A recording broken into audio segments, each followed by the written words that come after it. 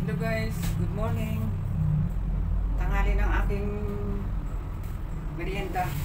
Mainit ako ng tubig. Kape tayo guys.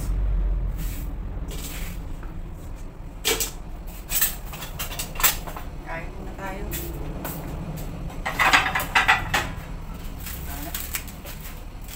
Nanggulo lang ako, dami agad kalat. Pag wala talagang ubusan mga plastic pag lalagay ng mga basura sa lababo, ayoko nagkakalat sa lababo talaga. Bukang ako ng nalagyan ito. Morning. Kapi-kapi tayo. Ngayon pa lang ako kakain. Ako lang mag-isa ngayon, gawa ng aking kasama kanina umaga niready ko na kagabi yung kanyang babaunin. Doon na rin siya kakain sa terminal. Kaya tinilang ko wala, ibig sabihin dinala niya na, at saka may bawas yung rice, ibig sabihin nabaon siya ng kanyang aalmusalin.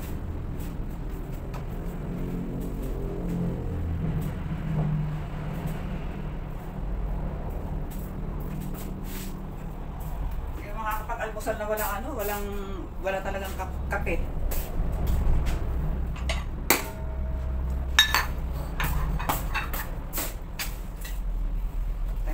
Kain muna tayo guys. Kain muna. Hindi talaga makakain ng walang kape. Kakain na lang kailangan bago umupo sa mesa may kape na. Ngayon na ako maglagay ng kape.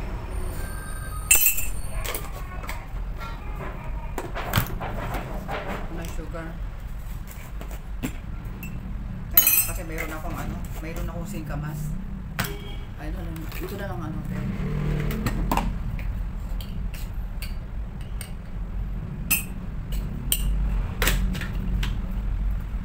kape tayo.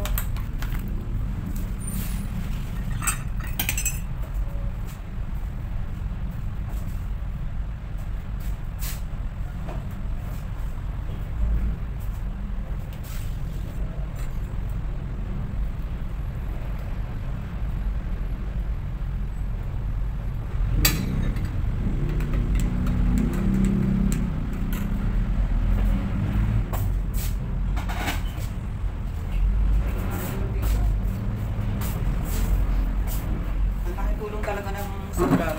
Kaya kayo guys, pag wala kayong solar sa bahay, bumili kayo ng solar na sa Lazada naman nakakapili ko ano ang gusto mong size ng gusto may kabit na solar sa inyong bahay. Para kumbaga alternatibo sa paggamit ng kuryente, magpamimilian ka na kung para halimbawa sa labas lang nagmamagdamagan ka sa labas ng ilaw kasi kailangan mo talaga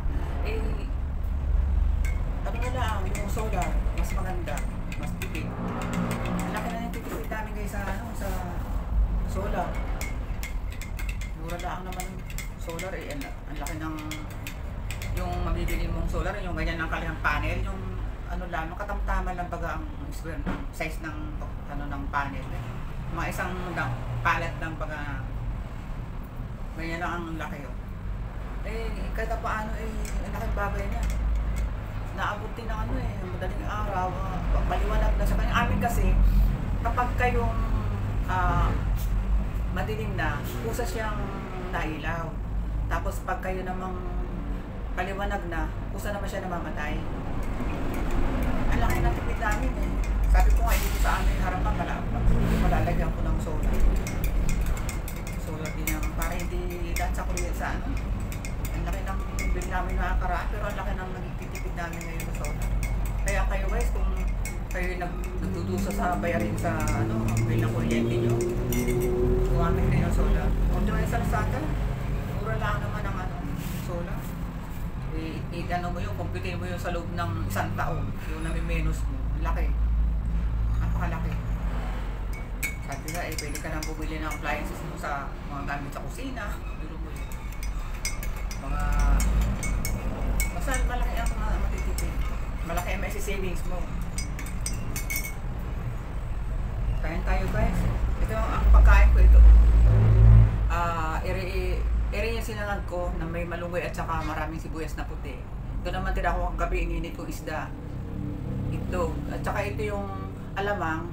Hindi pala alamang, bawal sa akin yun. Sariwang hipon na maliliit siya na basta masarap ang hipon na ito. Sariwa siya na malaman. Kagabi, ginataan ko lang siya. Lagyan ko ng, basta masarap ang ano niya. Mayroon siyang tinagtad ko na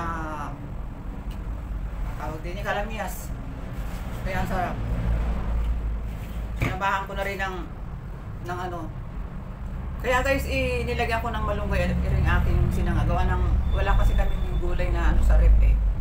Kaya para at least may gulay man lang makain ako, tsaka sibuyas na puti. Yan. Kaya at least may green na siya.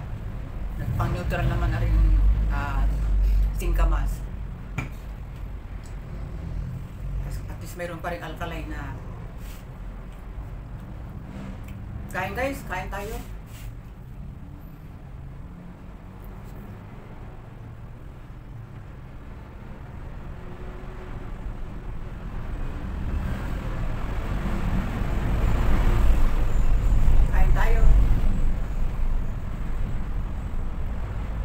Kamay na lang ako. Ito muna si Tamas. Mag-gusto na naman ako ngayong kumakain. Wala nang kasama ko nga, nagbinalog na kanina eh. Kagabi pa, pinipare ko na yung kanyang babaunin. Pero yung rice nasa kaldero, yung ulam niya nakalagay sa sa rep na nakalagay sa kanyang binalutan. Ako dyan, sa umaga hindi ako ginigising. Dati-rati, ano ba? Ako dyan, nakasigaw na. Tataka ako ngayon. Ayoko naman ng gano'n, naaalis siya na sana man lang gising, man lang. Oy, ako kasi madaling magising guys kapag kayong tatawag kahit natutulog ako, kahit ang lalim ang tulog. Kung sinabi mo, oy, di ka, ex mo ako dito. Ayan na. Bangon agad ako niya. Kasi ayoko siya na lalabas dyan sa harapan na walang mag-a-assist sa kanya. Kasi highway kami, sa tabing highway kami. Kaya sabi ko nga sa kanya na magtawag ka. Gisingin mo ako na i-assist kita. Gusto sila ang lalabas siya mag-isa. Mamaya ipapaalala ko na naman sa kanya. Sarap itong yung tipong guys, ang sarap nito. Gusto ng kasama ko yan. Dati hindi ko naman alam yan na ganyan. Sa amin kasi yung mga tao hindi naman mahilig sa hipon. Pero ganyan maliliit, yung malalaki. Pero yung ganito maliit, hindi masyadong pansin kasi inaakala wala man laman yan. Hindi, mayroon guys, kahit na maliit pala siya, malaman din pala siya. Dati ako akala ko puro balat naman yan, magaspang lunukin. Nung ako'y sa amin pa. Ngayon nung ako'y nakasama ko to eh. Masarap pala ito. Ang dinamnam niya.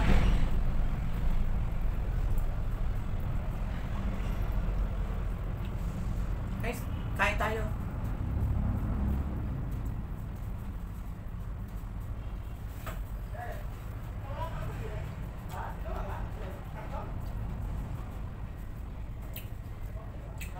Siguro may mga nagwapaypay sa labas. Minsan, narinig ko yung wifi eh. May ang tunog.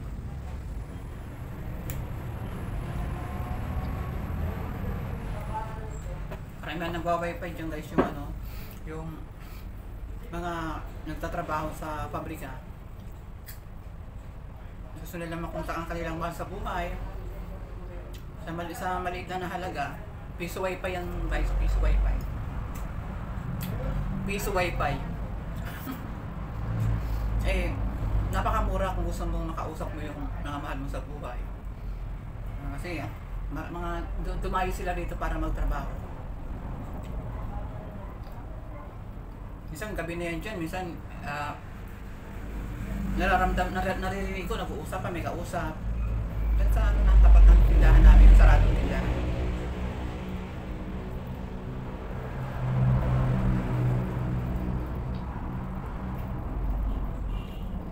nagugulat na lang ako eh. Sabi ko, bakit may tao? Labas ako itong banda sa harapan. Hindi ko mayroong dalawa. Nag-wifi pa na nakaupo lang sa simento. Sa pinaka-gutter ba? Doon lang sila nakaupo.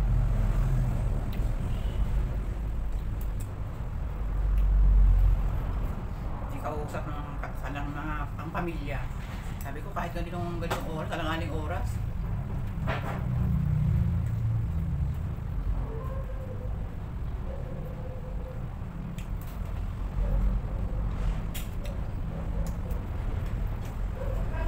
Din ako kagabi, ininit ko lang.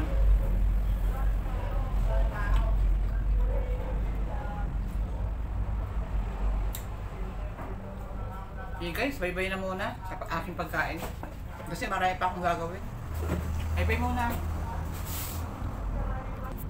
Saan ko lang nga ulit. Mahirap din pag kayong nakain mag-isa talaga.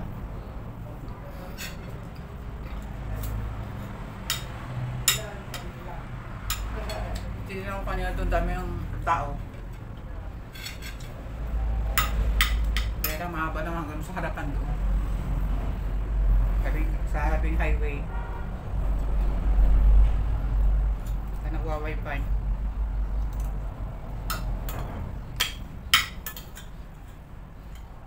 Kain guys. Kain tayo.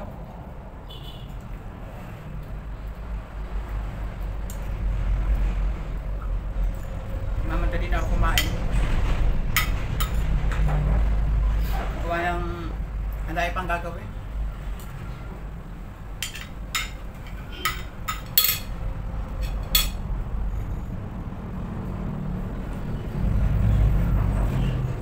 Tabi tayo guys.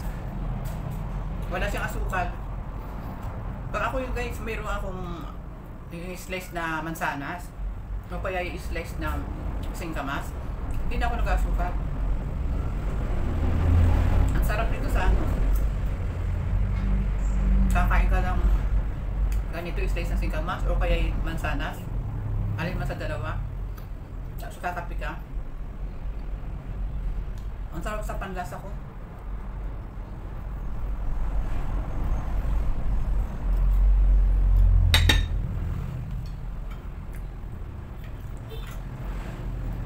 Mahirap kang maingay sa malunggay, kaya ako yung ng kutsara.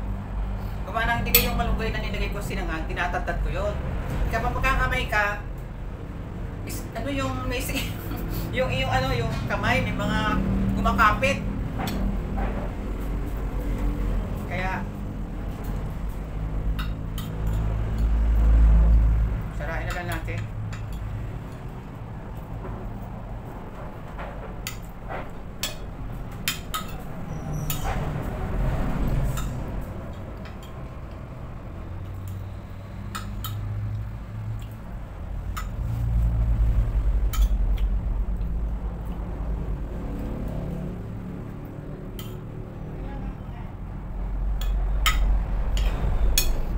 Almusal ko ito pala tanghalian at saka almusal kasi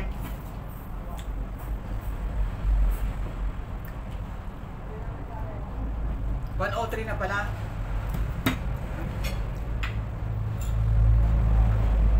Isang oras hindi ko pa natapos yung mga ginagawa ko.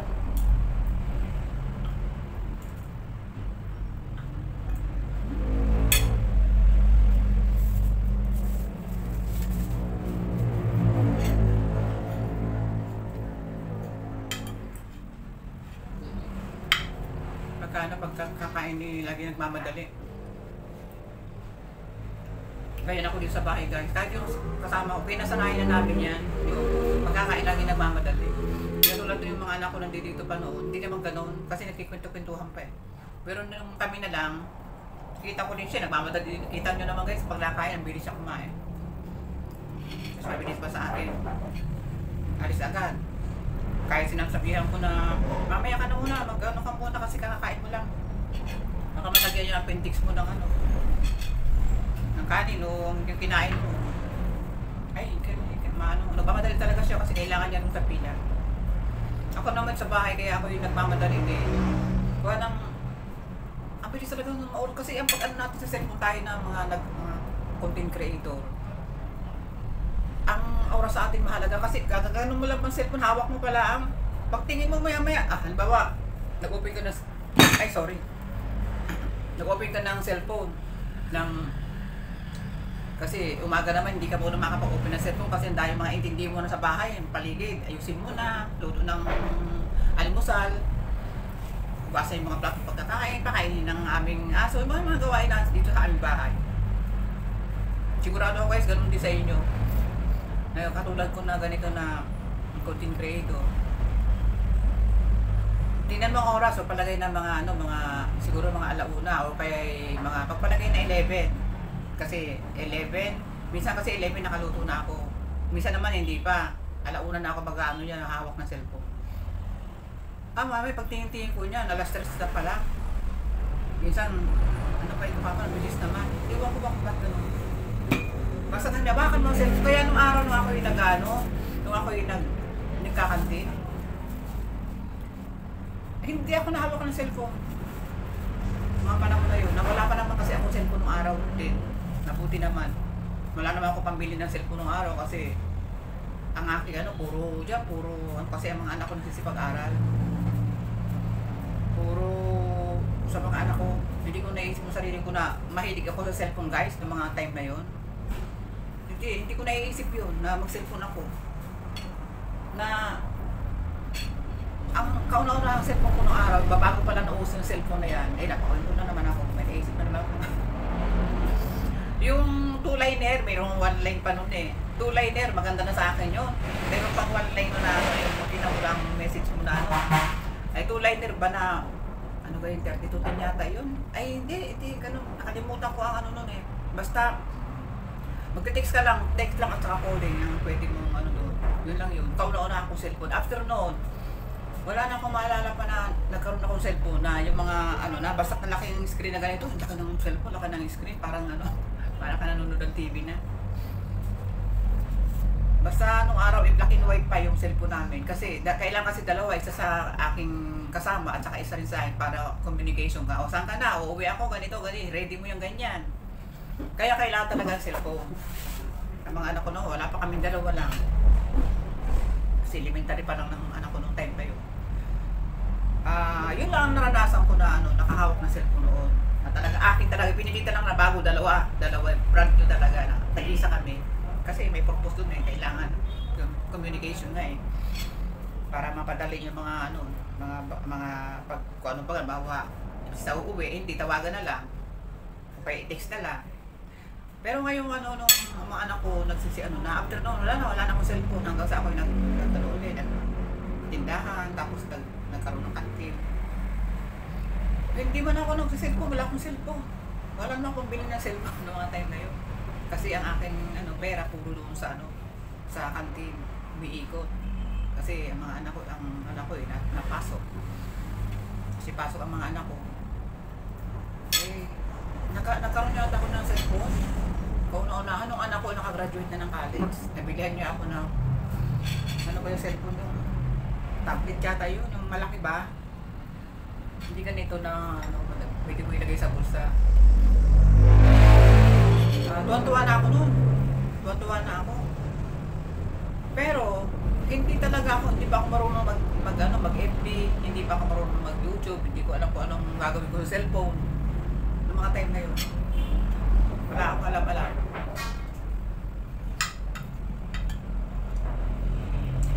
Kaya kung mga napupukusan ko yung yung aking ginagawa. Kasi sabi ko nga, kung nung araw may ganito na ako, baka hindi windang ang attention ko sa sa aking pagkakanting niya nung araw. Kasi hawakan mo nga lang sandali lamang ang bilis talaga ng oras sa cellphone. Kasi nakakalibang talaga ito. Magbukas pa lang, mayroong na mapapanood o balita o ano mang bagay na nakakatuwa, manonood ka lang. Tapos ipapatay mo na lang bago mayroon na naman uli na nakakatuwang panoorin, na-entertain ka. Kaya ang laking abala talaga, pero nakakatuwa naman na abala na nakakatuwa. Kaya nga, buti nga nagkaroon ako ng cellphone. Ito ng mga anak ko malalaki na. Dahil sa nagsipasawa na sila. Kailangan ko na talaga ganitong cellphone.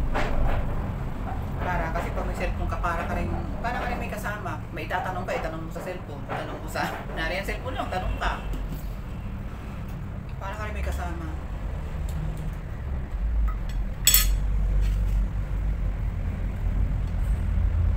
Kaya ngayon, kita ko ang oras, ayun na naman. Kanina ako nagpapalam sa inyo kumain. Binuksan ko uli. Parang hirap kumain ng yung parang kang subo ka lang subo. Subo ka na ng subo. Nakatingin ako nung kanina. Kasi nakatingin ako doon. Kaya binuksan ko uli. Okay na ako. Okay na ito. Dito pa rin, may tira pa rin. Tatakpan ko lang yan, mamaya ulit yan.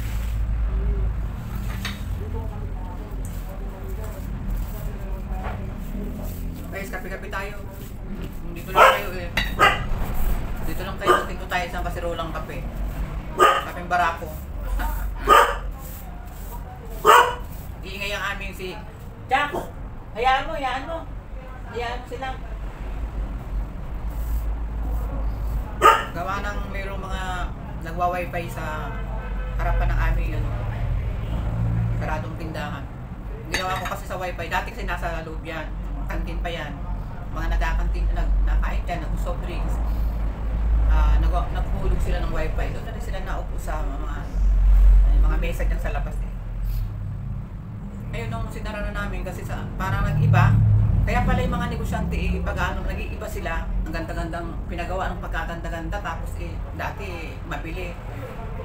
Maganda ang pinapasok na maraming tao. Mas lipas ang panahon, hindi na ganun kabili. Iibahin na naman ng negosyante. Ng may-ari ng pwesto na yun, iibahin na naman. Kasi ganun pala yun. Kumbaga, nalaman ko lang, nung ako'y nag-ano na, ganito na may pwestong ganyan. Tapos marami nagtindahan ako, nagkantin, nagtinda ng mga ulam lang muna.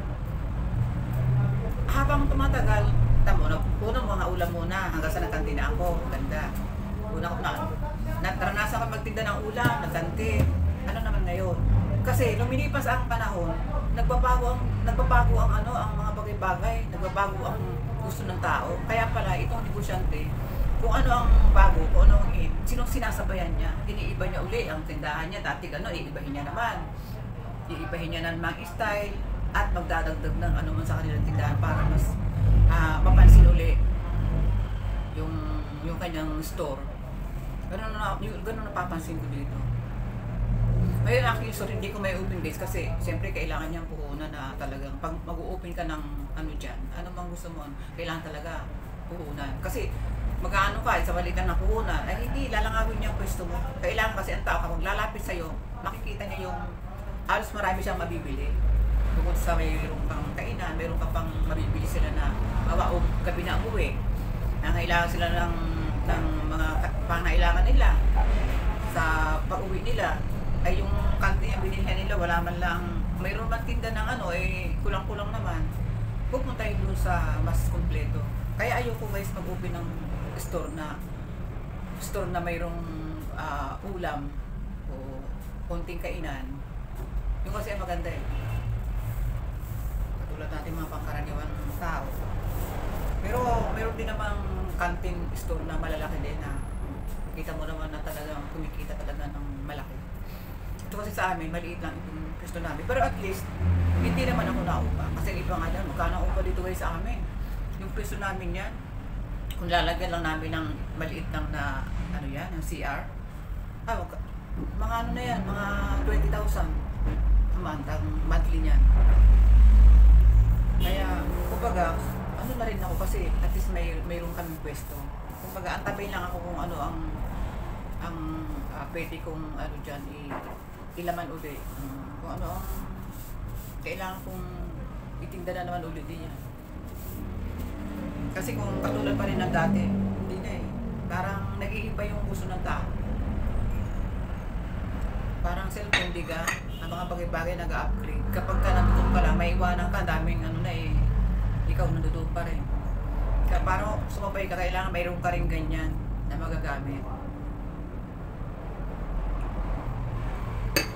Ang akin na lang din sa labas, sa kahit paano, pinagkakitaan, kahit bariya-bariya lang. Wi-Fi na lang. Sinabas ko ang Wi-Fi tabing highway ko. Dinilit ko dun sa bakal para at least kahit nasa labas sila nadaan sa sa tabing daan. Pag ay may Wi-Fi pala dito, wala tama-tama, wala akong load. Tatawagan ko yung anak ko, si mama o yung sa company namin, ako ganyan, palilig, ganyan. Ganun ba? Bubulog lang sila ng gano'n. Hindi na sila papasok sa loob namin. Bulog lang. Kaya, laking bagay din yung piso Wi-Fi na yun. Yan kasi piso Wi-Fi na yan, namimili, nag-aano yun ng lugar guys. Hindi ko pwede yan sa mga subdivision, hindi pwede kasi may mga internet doon. Ay, hindi mapapansin yan. Yan, katulad namin na may mga pabrika, may mga naka-stain kasi dyan. Kasi, every time maglulod kayo, magkano yun? May laki agad ng kabawasan sa budget mo. Budget mo for 2 weeks. Kung maglulod ka ng maglulod, saan mapupunta ang budget mo? Kakapusin ka. Magkano lang naman ang daily ngayon, yung rate ngayon ng isang trabaho, yung factory worker. Kaya yung kanilang allowance, masyadong yun. Kaya mas ang laking bagay na may piso Wi-Fi pag mga gano'n, papaligiran ka ng ganyang mga company, mga factory. O kaya kahit hindi mo factory, sa palengke. Basta mga tao, mga terminal, palengke, katulad dito sa amin na may mga company. Nag-aawa sa mga trabaho, biglang dali-dali, ulog kasi may tatawagan. Yun ang yung may titip ko lang guys sa inyo na parang gusto nyong ng piso Wi-Fi. Pag kayo nasa lugar ng subdivision na huwag, hindi mapapansin yung piso Wi-Fi nyo, sayang lang ng puhunan nyo dyan. Ang maganda sa medyo yung matataong lugar, terminal, kantin, yung kantin mo talaga pinupuntahan talaga ng tao, ng mga nagtatrabaho, school, yan, malapit ka lang sa school o nasa kantin ka sa school, meron kang kantin sa school, may malapit ka lang sa school doon, yung mga ganyan, hindi school, elementary, hindi pa yun, kasi elementary, hindi pa ganun pa, yung mga high school, college, mabili ang maganda magtayo ng ka ng Wi-Fi, maglagay ka ng Wi-Fi sa pwesto mo.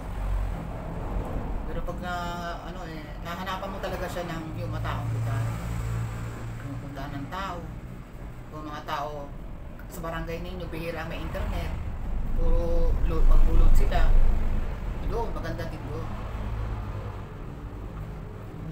Kumbaga inaano ko lang sa inyo kasi may iba kasi may piso Wi-Fi, maglalagay din ako sa amin, ang kanila pala naman malapit sa subdivision.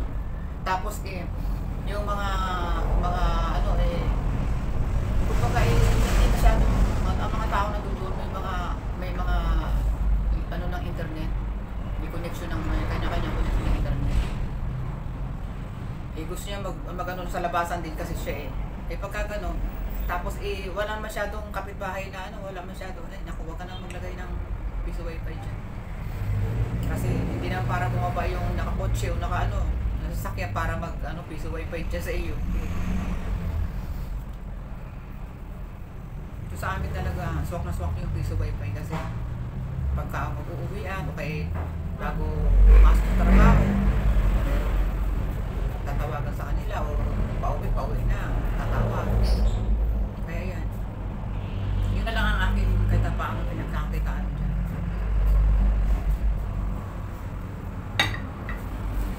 Pero kahit paano nahiya ako sa kasama ko. Kaya ginagawa ko, dito naman ako sa bahay pero ang hirap guys pala pag sanay ka na nagtatrabaho, sanay ka na kumikita. Ang hirap. Feeling ko lagi pakainin ka lang. Ganun ang nararamdaman ko. Kaya nag-ano talaga ako na ah, kung ano, mag-isip ako no, kung ano ang pwedeng gawin para pagkakitaan. Kasi pangit naman yun na isa lang ang kukumaho, isa lang. Kailangan talaga at least magkatulong talaga kayo sa hirap ng buhay ngayon. Grabe yung nasa abroad na napanood ko vlogger yun. Siya yan no, nasa Germany. Umuwi siya ng Pilipinas. Akala niya ang piliin pa, katulad pa rin nung dati nung siya nasa kanila pa. Nabilis siya, wala na ika yung pera, ubus na, sabi ganyan. Kasi nga hindi niya, dapat na-inform siya ng kanyang mga kamag-anak na, anak, ang mga bilihin dito, hindi na katulad nung dati, nandito ka sa atin. Bigyan mo na example, ang kilo ng galunggong dito, ganito, nung araw nandito ko sa amin, ang kilo niya 40 laang, 40, 50, 60, 80. Ngayon, ang kilo ng galunggong ngayon, 200 na 280, minsan nga na 300 pa eh. Pag ang galunggong medyo malalaki kilo, 300 dyan, 280. Pag nakakita ka ng 250, mura na yun. Dapat ini-inform din yung mga kamag-anak na matagal na tumira sa ibang bansa, tapos uuwi. Tapos doon sa ibang bansa, ano rin na kumbaga empleyado rin na. Siyempre, nag-ipon yan para sa pag-uwi niya. Ini-expect niya na ang kanyang pera is sasapat dahil alam niya kung ano ang nandudumpa siya. Magmahal man iniisip niya kung di lang, pero grabe ang mahal ang bilhin ngayon na